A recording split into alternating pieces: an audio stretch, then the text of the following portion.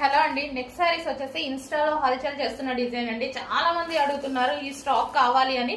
So ఈ రోజు అయితే వచ్చేసిందండి. రెగ్యులర్ గా అడుగుతున్నారు నన్ను, రీసెల్లర్స్ కానీ ఎవరైనా సరే చాలా బాగా అడుగుతున్నారు ఈ సారీస్ గురించి.